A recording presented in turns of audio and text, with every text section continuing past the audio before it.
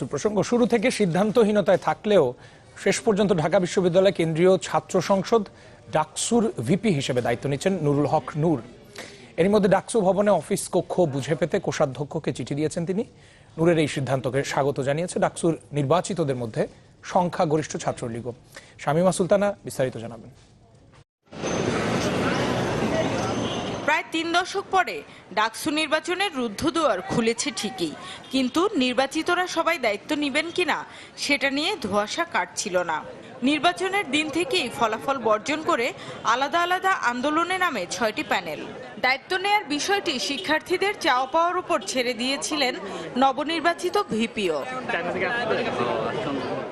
এ বিষয়টি খোলাসা না করলেও ডাকসুর অফিস কক্ষ বুঝিয়ে দিতে কোষাধ্যক্ষের কাছে ভিপি হিসেবে চিঠি দিয়েছেন নুরুল হক নূর, যা স্বীকারও করে নিয়েছেন ভিপি।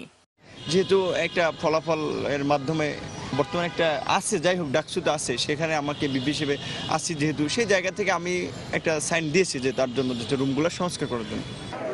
এ নিয়ে জলঘোলাকে অযাচিত মন্তব্য করে সবাই কাঁধে কাঁধ মিলিয়ে কাজ করার কথা জানিয়েছেন নতুন এজিএস। সকল ছাত্র সংগঠন যেন নির্বিঘ্নে কার্যক্রম চালাতে পারে, শিক্ষার্থীরা তাদের যার ইচ্ছে মতো কথা তুলতে পারে। বিশ্ববিদ্যালয়ের কথাটার যে অর্থ যে বিশ্ব ব্রহ্মাণ্ডের সবকিছুর চর্চা বিশ্ববিদ্যালয়ে করা যাবে, সেরকম অনুকূল পরিবেশ যেন ঢাকা বিশ্ববিদ্যালয়ে, সেজন্য আমরা একটি কালচারাল পরিবর্তন আমরা ঢাকা বিশ্ববিদ্যালয় ক্যাম্পাসে নিয়ে আসতে চাই। প্রশাসন বলছে সবাই দায়িত্ব নিয়ে কাজ করলে শুধু বিশ্ববিদ্যালয় নয়, সামগ্রিক রাজনীতিতেই গুরুত্বপূর্ণ ভূমিকা রাখবে ডাকসু। ডাকসুর একটা শুভ সূচনা হোক, মানে তাৎপর্যহীন কিংবা তাৎপর্যপূর্ণ ছোটখাটো যে সমস্ত সমস্যা আছে সেগুলো পূরণ করা সম্ভব।